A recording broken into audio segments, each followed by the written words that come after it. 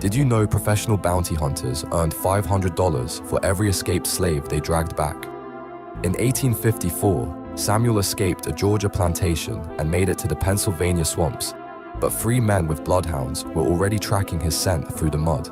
These weren't just any dogs. They were trained specifically to hunt humans, following trails for miles without stopping. The hunters carried iron collars with bells, designed to prevent any future quiet escapes. Under the Fugitive Slave Act, even Northern police had to help capture runaways.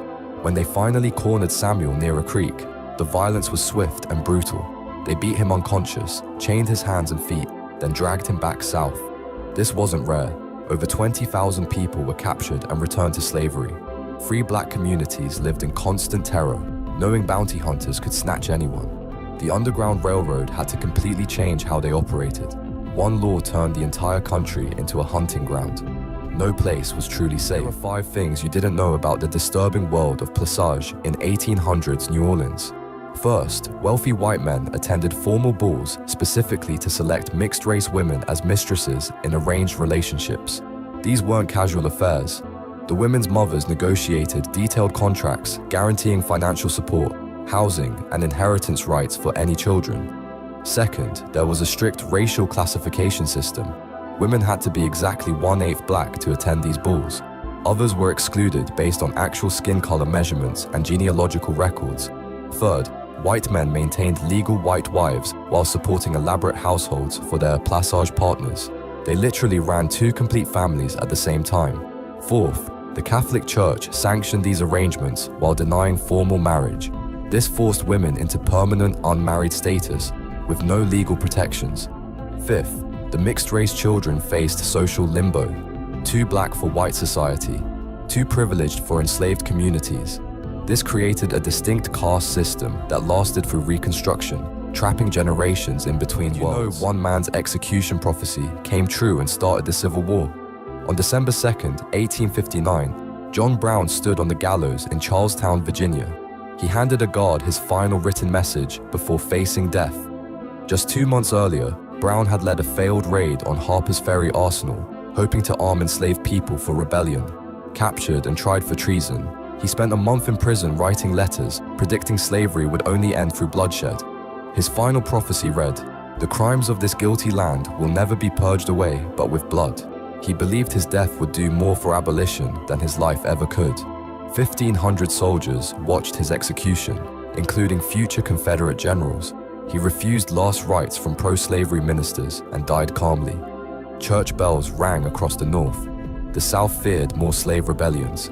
17 months later, the Civil War began, proving his prophecy right.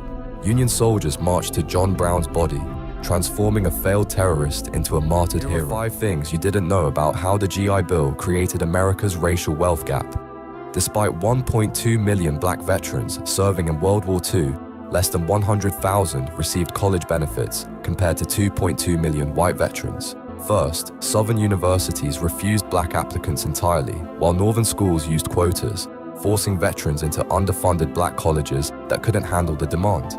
Second, banks denied home loans to black veterans in white neighborhoods, while redlining maps excluded black areas completely, preventing home ownership wealth building.